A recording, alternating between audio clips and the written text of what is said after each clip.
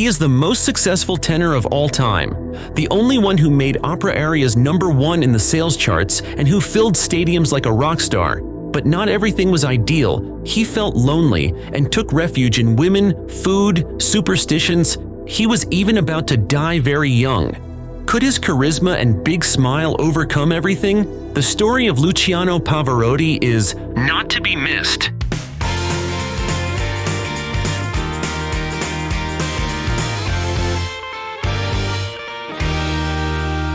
Welcome to Trembol Podcast, the place for music stories that thrill. Chapter 1. A Childhood Marked by War and a Nail. Hello, my name is Luciano Pavarotti. I was born on October 12, 1935 on the outskirts of Modena, Italy. My father, who was a baker and amateur tenor, was called Fernando Pavarotti, and my mother, who worked in a cigar factory, was Adele Venturi. My family of 4 was completed when my little sister Gabriella was born. We didn't have much money, so we lived in a fairly small 2-bedroom apartment. My childhood was very happy. I was almost the only boy in the neighborhood, so I was always surrounded by women. I sang for the first time when I was only 4 years old. Can you imagine what it was?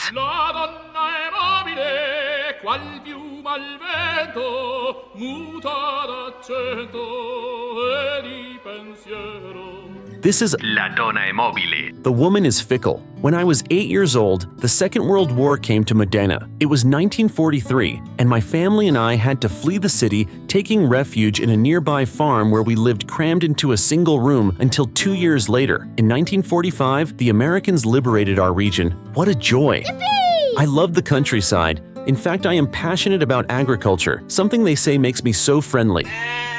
Another thing I was passionate about, like any Italian child, was football. I was a goalkeeper and a striker, although I soon left behind the idea of being a professional because I wasn't good enough. My father Fernando had studied to be a tenor, but he never seriously tried because he was very nervous about the stage. It's a great shame because in my opinion, he had a better voice than I ever had.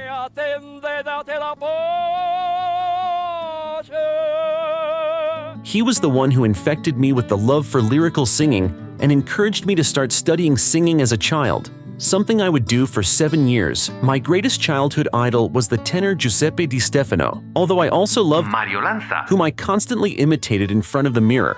When I was 9 years old, I joined my father in the choir of a small local church. By the way, you won't believe it, but I was about to die at the age of 12. I was playing football barefoot one day when I pricked myself with a rusty nail.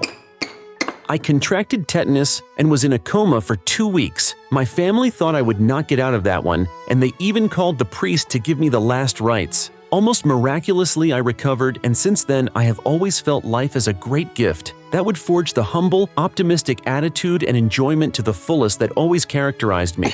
To celebrate my recovery, my father took me to the Modena Opera for the first time to see the great tenor Beniamino Gigli. I was totally captivated, leaving the theater with a clear idea in my head: I would also be a great tenor. Chapter 2. Pavarotti's Beginnings in Opera. I graduated from the Scuola Magistrale without being very clear about what I would do next. My father convinced me to study teaching, and so I did. I taught in an elementary school for 2 years. The truth is that I always liked the curious and innocent spirit of children, but I was still clear that I wanted to dedicate myself to music. My mother was a great support. She insisted that I continue singing. Between the two of us, we convinced my father to let me try. And so in 1954, at the age of 19, I began to study music with Arrigo Pola, a respected teacher and tenor who offered to teach me without charging me because he was a good friend of my father, since they had both studied singing together. A little before, in 1952, when I was still 17 years old, I met the love of my life, Adua Veroni. She was a year younger than me, 16. I met her at a party, and I can assure you that it was love at first sight, at least on my side, because even though I sang to impress her the Rondine al Nido, the swallow in the nest, she didn't pay much attention to me.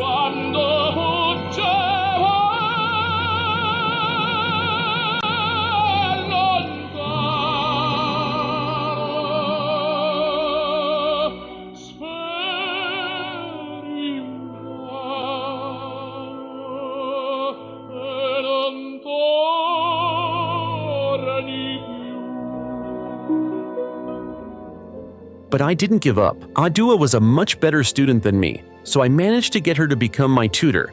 And little by little, I fell in love with her. We got engaged in 1955, although we would not marry until 6 years later in 1961, after living for a couple of months in a shared house. The reason? Very simple. We both worked as teachers and the salary didn't give us much.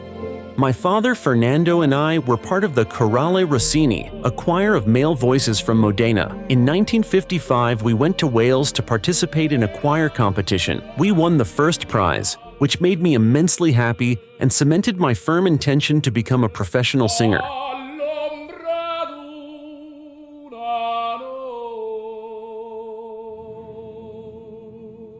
I continued with the tenor Arrigo Pola until in 1957 he moved to Japan. I needed to continue my training, so I joined my great childhood friend and also opera singer, Mirella Freni, under the tutelage of Maestro Ettore Campogalliani. Mirella and I spent our whole lives together. Our mothers worked together and took us to the same nursery. Then we studied together, and our operatic careers would also develop in parallel. Moreover, her husband, Leon Maggiera, who was a pianist and conductor, always helped me throughout my career to learn my opera roles. To make a living while I was studying, in addition to being a teacher, I sold insurance. You can imagine people's faces when a big guy like me went to their houses with a huge smile to sell them insurance. At the same time, I continued to give some recitals in small cities, although without being paid. In 1960, I entered a singing competition that had as a prize a place in a premiered opera. I was convinced that I could win, but I got a nodule on my vocal cords, making me not shine in the performance. I lost, and that caused me a lot of frustration, so much so that I decided to stop singing. You know that break was very good for me both physically, the nodule healed, and mentally, I felt a certain liberation, which helped my true voice to come out. I returned to perform in small theaters until the opportunity came to enter the same contest the following year, 1961. This time I won, and with it the chance to play the role of Rodolfo in Puccini's La Bohème.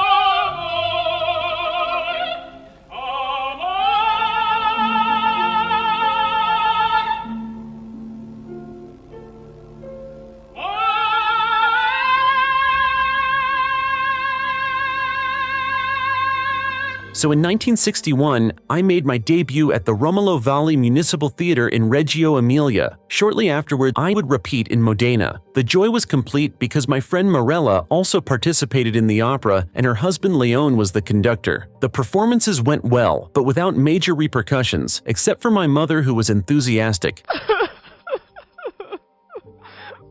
With the little money I earned, specifically the equivalent of 90 euros or dollars today, and the money that Adua continued to earn as a teacher, we were able to afford the wedding. Adua and I were married in 1961. We lived next door to our families, her parents and mine, so Adua was not left alone when I went to another city to perform. That was the case with the complicated birth of our first daughter in 1962. I was traveling when Adua became very ill, so much so that she was about to die. But luckily everything went well. Adua recovered and our daughter Lorenza came into the world. In 1964, when our second daughter Christina was born, and in 1967 with the third, Juliana, I was not present either, but in these cases out of superstition. If the first time it had gone well without me, I didn't want to jinx the others by appearing. The fact is that we had our three daughters in a very short period of 5 years. As they were very young, Adua and I decided to travel with them to my performances. The first few times they screamed in fear when my character died. Although over time they got used to the work of a dad. When it was time for the girls to start school, Adua and they stopped traveling with me, which was very hard for me and even more so for them, not used to spending long periods of time without me. You know, I have always been a very charismatic person, and my presence, like my voice, took up a lot of space, also leaving a big void when I left. Chapter 3. From Italy to the World. My first international appearance of Luciano would be in Belgrade with La Traviata, a work that he would repeat in 1963 at the Vienna State Opera.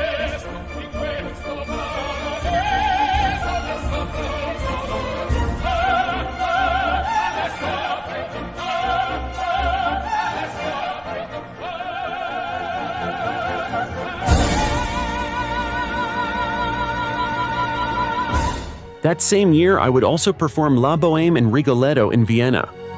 At the age of 28, I would give my first concerts in the United Kingdom, first in Ireland, and then unexpectedly debuting alongside Joan Sutherland at Covent Garden in London with La Bohème. Thanks to the fact that the principal tenor fell ill, I replaced him. That performance received good reviews, and there was talk of a young and talented tenor who had burst onto the operatic scene.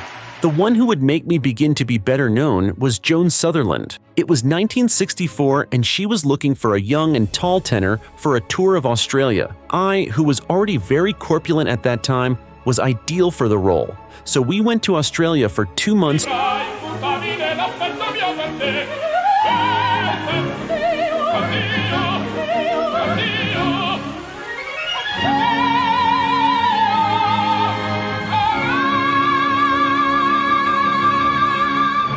On that tour, I earned my first million Italian lire, about $30,000 or euros today. When I came home with all that money, my wife and I went into our room and we threw all the bills in the air. We have never seen so much money together. The collaboration with Joan was essential for me. Thanks to her, I greatly improved my breathing technique, squeezing the diaphragm before hitting a difficult note. I noticed that every time I sang, I dazzled the audience with my perfect lyric tenor voice. It had a pure, crisp sound full of feeling. With it, I slipped into people's hearts, but what stood out the most was my impressive chest C. The chest C, more correctly called the over-high C, is the name given in music to the highest note of the tenor's usual tessitura when it is emitted with the full voice, that is, without using the falsetto technique. It corresponds to C5 of the scale. It would be in 1964 when I made my first recording with Decca, a company in which I would remain throughout my career. It was a short album that contained, among others, Elucevant le Stelle by Tosca.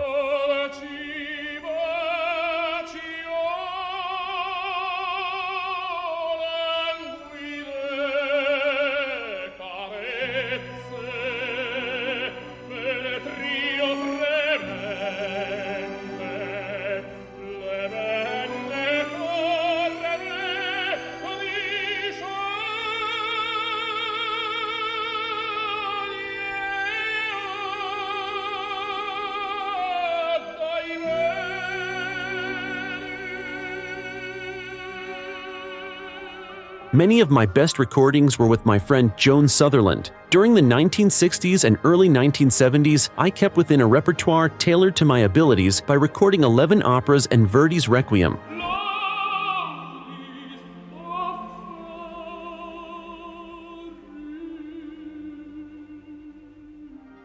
My debut in the United States came in 1965 at the Florida Grand Opera, singing Donizetti's Lucia di Lammermoor, also with Joan Sutherland.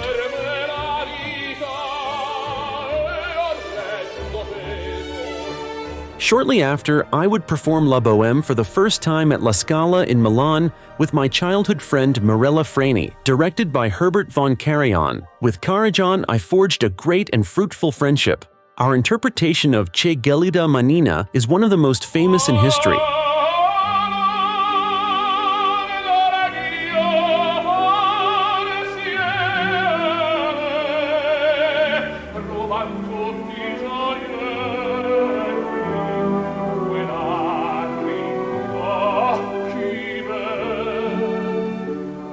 After a new and extensive tour of Australia, in 1966, I returned to La Scala, playing Tebaldo in The Capulets and the Montagues.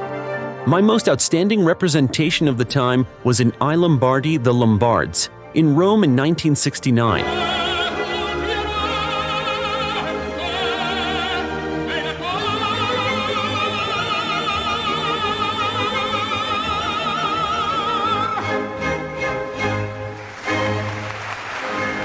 It was recorded and distributed along with other recordings of the Capulets and the Montagues, Donizetti and the arias of Verdi, my favorite composer, such as The Elixir of Love with Joan Sutherland. All were well received. Chapter 4. Recitals and Superstitions. The White Handkerchief Arrives. In 1972, at the age of 37, I would achieve great success thanks to La Fille du Régiment, the daughter of the regiment. I performed it first in London at the Royal Opera, then at La Scala in Milan, and finally in the United States at the Metropolitan Opera in New York. The audience could not believe the ease with which he reached the high C in the aria, "Ah, my friends."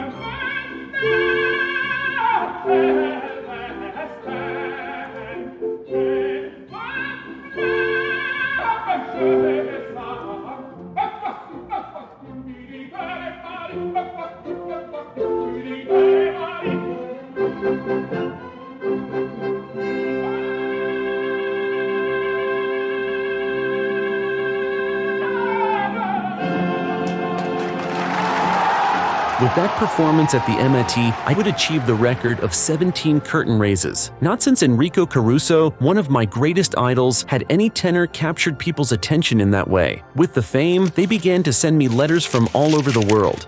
My wife Adua was in charge of answering them all, but not only that, she also had the relationship with the Italian theaters and my new American representative, Herbert Breslin. Herbert was the one who had the idea for me to start giving recitals, the first in 1973 in Missouri. There I was, alone with a piano, without makeup or opera costumes, without the coat of any companion. I swear I was super nervous. I didn't know what to do with my hands.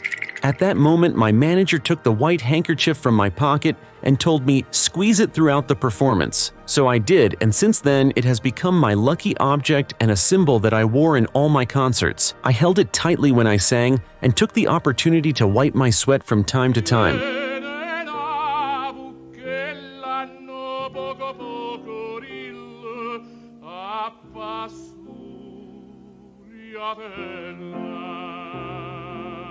I will confess to you that since I started singing, I became very superstitious. To my indispensable white handkerchief, I added that I could not go under any stairs. I could not see salt spilled on the table. No one could wear purple in the performances. I even had a habit of looking for a bent nail in the theater before the performances, and I kept it with me during the performance. Do you want to know why? It turns out that in Italian, the expression for luck, to touch wood, is to touch iron. So I thought that iron nails would bring me luck. Well, because of that, and because if you remember as a child, I survived a nail that caused tetanus.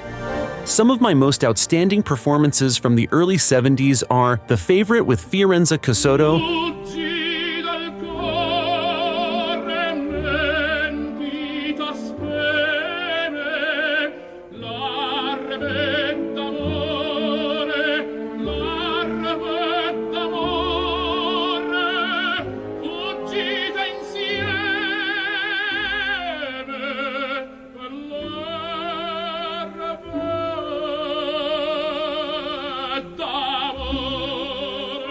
and I Puritani, The Puritans with Joan Sutherland.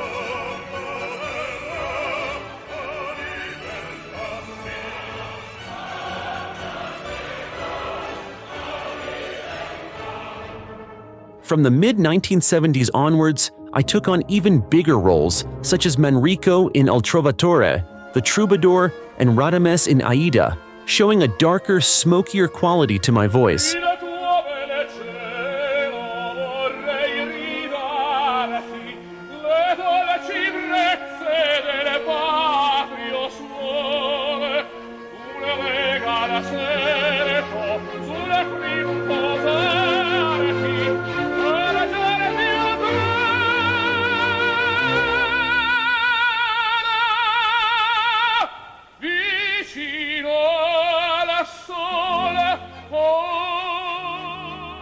By that time, I had already earned a lot of money, with which I had bought a large villa in Modena for all my family and my wife. I also fulfilled a dream to have a house overlooking the beach in Villa Giulia. The truth is that I spent very little time at home except when summer came.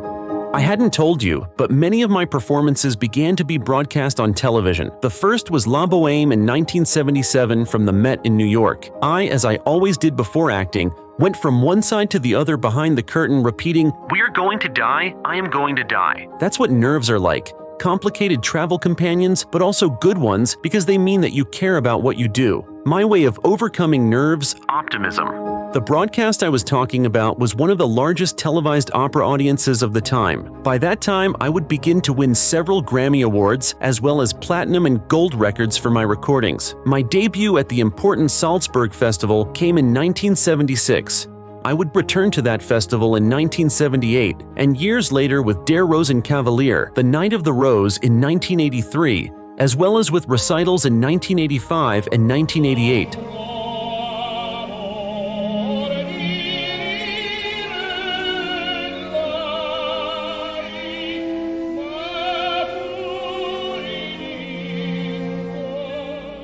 My absolute consecration would come in 1979 in my role as Tonio in the opera The Daughter of the Regiment by Gaetano Donizetti. I executed 9 consecutive C notes, becoming the front page of the New York Times, rated as the King of Chest C.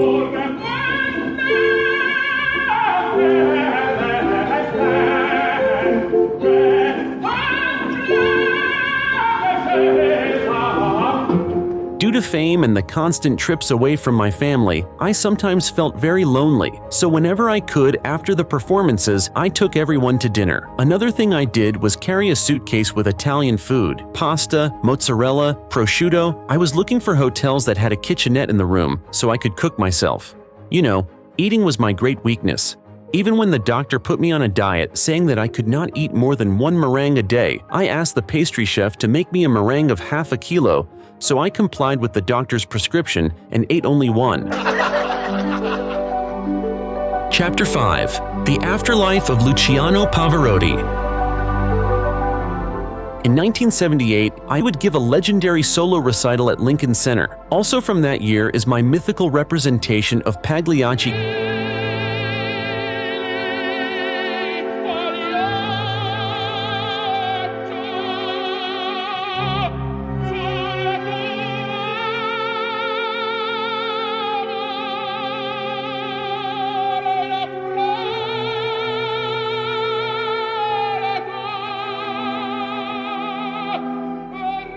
In 1979, while giving a masterclass at the Juilliard School in New York, I met the young soprano Madeleine René. I took her under my charge as a student, although she was not only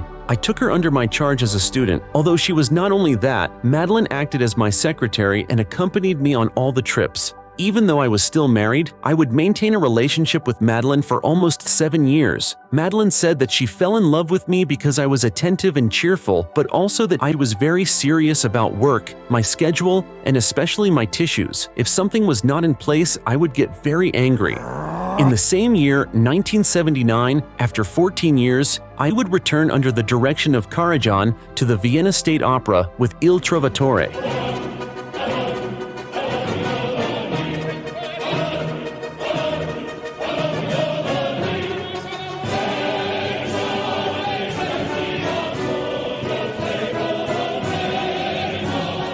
With Joan Sutherland and the mezzo-soprano Marilyn Horne, I would give birth to my best recordings at my vocal peak, especially Lucia di Lammermoor, La Fille du Régiment, La Traviata, Il Trovatore, Rigoletto, L'Elisir d'Amore, I Puritani, La Sonnambula, Maria Stuarda, Beatrice di Tenda and Turandot, conducted by Zubin Mehta, where I sang for the first time Nessun Dorma, the most popular aria of my career.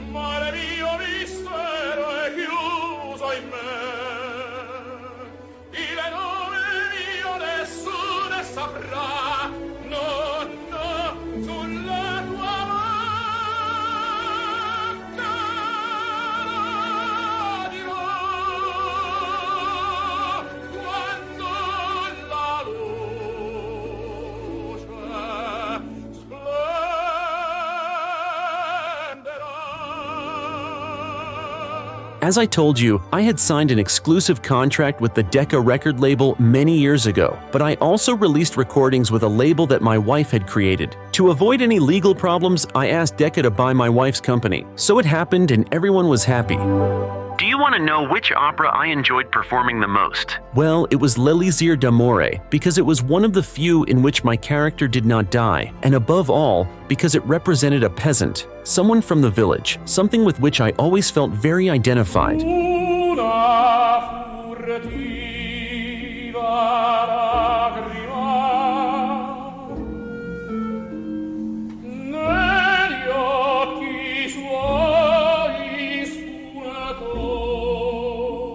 In 1982, I made a small foray into the big screen with the film Yes, Giorgio, in which I played a famous opera singer, Giorgio Fini, who loses his voice during a tour of America, going to a throat specialist with whom he falls in love.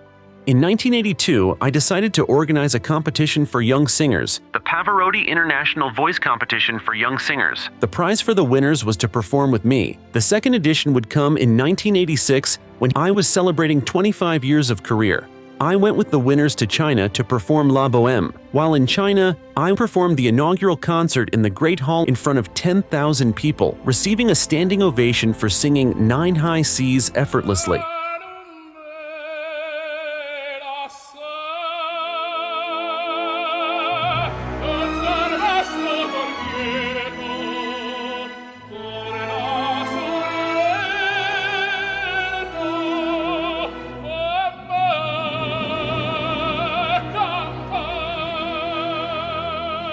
When my daughter Juliana turned 15 years old, she was diagnosed with a disease that caused her progressive paralysis, and if she went ahead, she would die by asphyxiation. Of course, I canceled my entire schedule so I could be with her. Luckily, after being operated on for a while, she recovered. In the mid-80s, I would return to 2 very significant places for my career, the Vienna State Opera and La Scala in Milan. I perform La Bohème, Louisa Miller, Masked Ball, and Aida, which was recorded on video and in which I received a 2-minute ovation on the night of the premiere.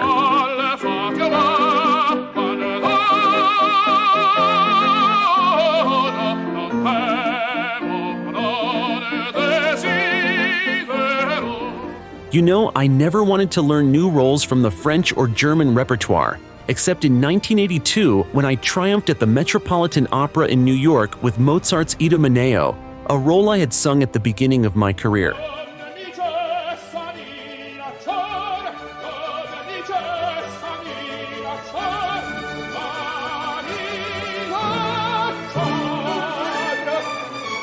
I, Luciano Pavarotti, was a lyric tenor, and very sporadically I sang roles of the dramatic string because I wanted to preserve the flexibility and freshness of my voice, which was endowed with great facility for the treble. In 1988, I was named a Knight Grand Cross of the Order of Merit of the Italian Republic. Chapter 6. The Three Tenors and Nessun Dorma. My popularity only grew over the years, mainly thanks to my interpretation of the aria Nessun Dorma from Giacomo Puccini's Turandot, which was used as the main theme for the BBC's coverage of the 1990 World Cup. You have all the details about Nessun Dorma in this video from my friends at Trembol. Nessun Dorma was a worldwide hit, even more so after the first concert of the three tenors, Placido Domingo, José Carreras and I, Luciano Pavarotti, conducted by Zubin Mehta, which took place on the eve of the World Cup final at the ancient baths of Caracalla in Rome. It turns out that the three of us lived in the same building in New York, and José Carreras had just overcome leukemia and wanted to return to the stage with a great celebration. They proposed that we join together to sing together and celebrate the World Cup, and of course, we accepted. The performance captivated a global audience and became the best-selling classic record of all time. Yahoo! The highlight of the concert is when I sang O Sole Mio. In it, I made a tremolo, as was my custom, being copied by my friends Placido Domingo and José Carreras. The audience exploded, becoming one of the most memorable moments in contemporary operatic history. That concert made the Three Tenors the most important band in the world, going on a multi-million-dollar tour that made me the biggest musical star in the world, above any pop and rock artist. We would repeat the concert of the Three Tenors during the next three finals of the Football World Cup in 1994 in Los Angeles, 1998 in Paris, and 2002 in Yokohama. Throughout the 1990s, I appeared at many massive outdoor concerts, including a televised concert in London's Hyde Park with a record attendance of 150,000 people, including the royal family. I remember that day it was raining heavily in London, but no one moved a step, not even Lady Di, who became a great friend with whom she would organize a new benefit concert for the Red Cross. From that moment on, I began to feel more and more concerned about what I could do for others. So from 1992 to 2003, I organized an annual concert in Modena under the name Luciano Pavarotti and Friends.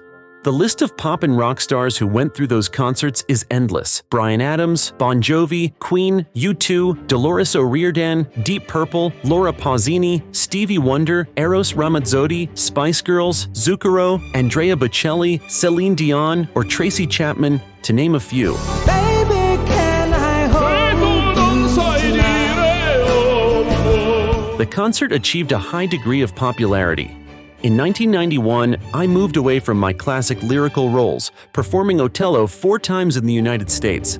It is one of the most challenging tenor roles in the entire repertoire, which is why it became one of my most talked about projects.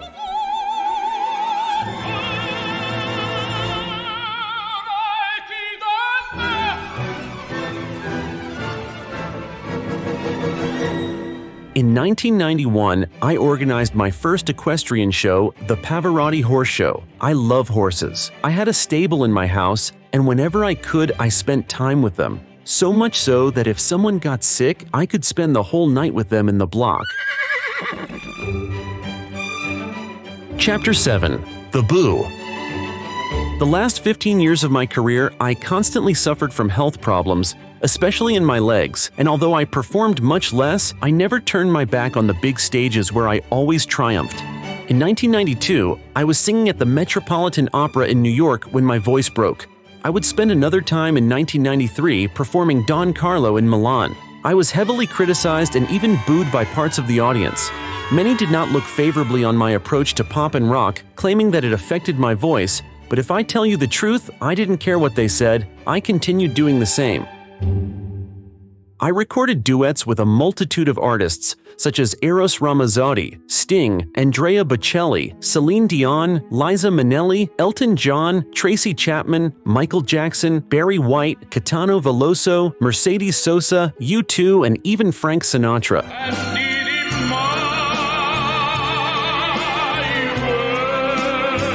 Especially remembered is the Pavarotti and Friends of 1994, where I convinced U2 to compose a song, Miss Sarajevo, and come and sing with me. The concert was in favor of the children of the Bosnian War. I had suffered the war as a child, seeing people hanged in the street every day, so I understood perfectly what they were going through. I went to Bosnia to visit them and tried to give them a halo of hope by opening a music conservatory for children. In 1993, more than 500,000 listeners gathered for my free performance in New York's Central Park, the longest in the park's history. Added to that are the millions more who saw it on television around the world. A month later, I repeated 300,000 people under the Eiffel Tower in Paris.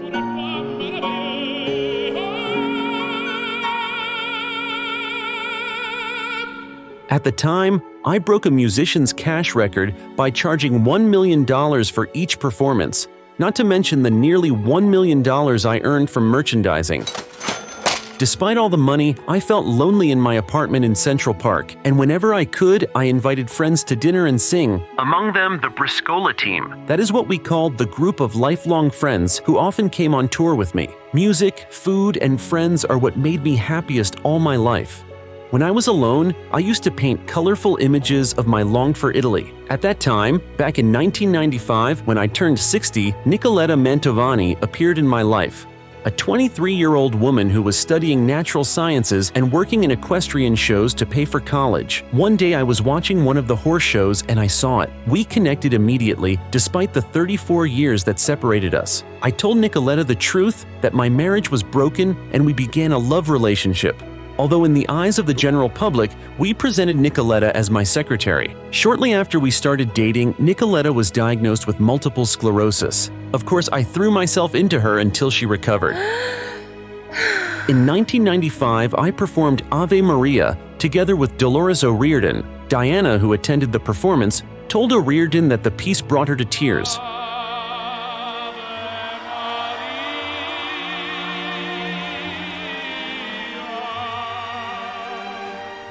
That same year, a televised documentary called The Best Is Yet to Come was broadcast, where I reviewed my life and career with great frankness. Many years later, in 2019, the American filmmaker Ron Howard would record a feature-length documentary telling my whole life. Chapter 8: Nicoletta and the Goodbye. In 1996, my wife Adua and I separated after 34 years of marriage.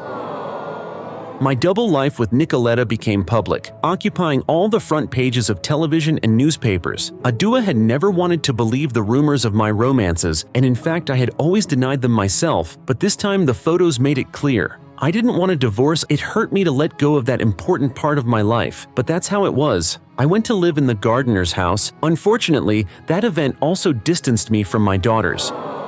In Italy, the image of a family man that I had always had plummeted, dividing society between supporters and detractors of my girlfriend Nicoletta Mantovani. What can I tell you? I'm just human, and I had fallen in love with Nicoletta.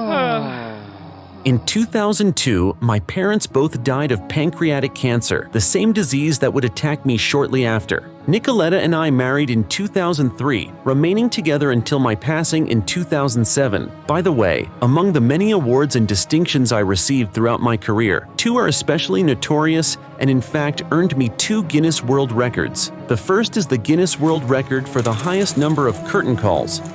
I achieved it in 1988 at the Berlin Opera House, performing Donizetti's The Elixir of Love. The applause lasted 67 minutes, during which I went on stage 165 times. In 1991, my friend Placido Domingo would beat me with an 80-minute ovation. The second Guinness is for the best-selling classical album for Carreras Domingo Pavarotti in Concierto by the 3 Tenors. In 2001, a compilation of all my greatest romantic hits was released entitled Amore, the Essential Romantic Collection.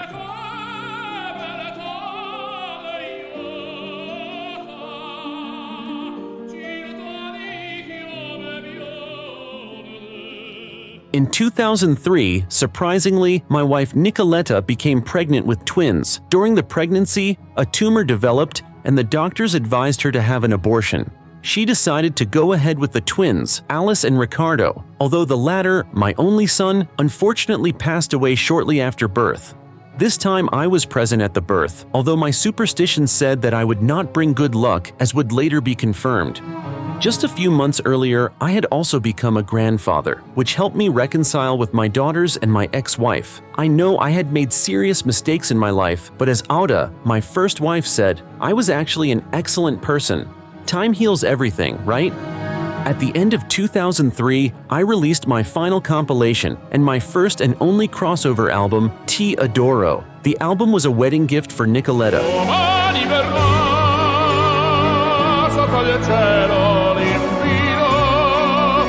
That same year, I was appointed Commander of the Order of Cultural Merit of Monaco.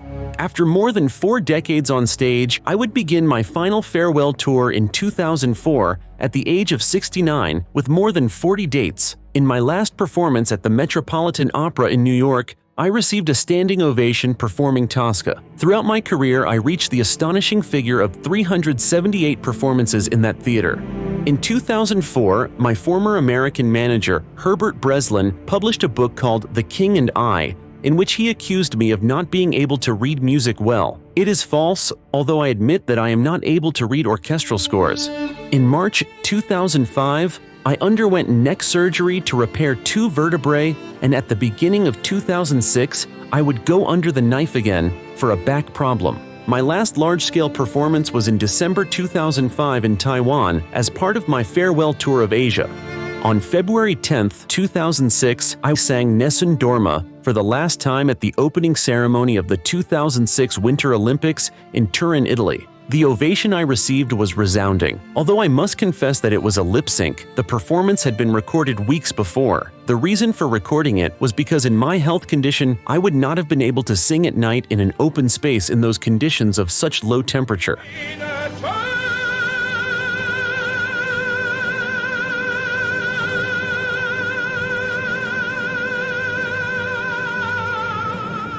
Later in 2006, I was getting ready at my home in New York to resume the Farewell World Tour when they discovered a malignant tumor in my pancreas. All concerts were canceled. I had surgery, suffering from pneumonia in the post-operative period. I recovered a little, but in August 2007, I was hospitalized again for a very high fever and respiratory complications. Although I left the clinic a few days later, on September 6, 2007, I died at home from pancreatic cancer without being able to fulfill some wishes such as retiring and teaching young performers or watching my daughter Alice grow up. Of course, until the last moment, I did everything I could for my family. In this case, with the inheritance, leaving half of my fortune, about 200 million euros, to my widow, Nicoletta, and the other half to be divided equally among my 4 daughters. The funeral ceremony in my hometown was attended by great personalities of politics and music, including Andrea Bocelli, who performed Mozart's Ave Verum Corpus.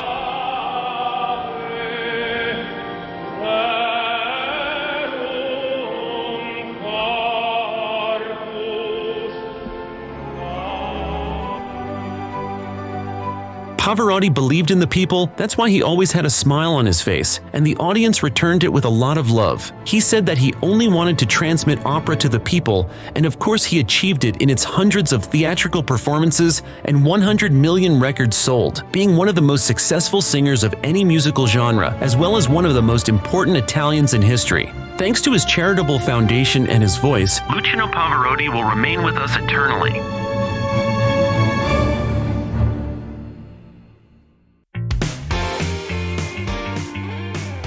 Thank you for joining us until the end. If you like the video, please subscribe and share it with everyone. Thank you very much, Trembles. We love you.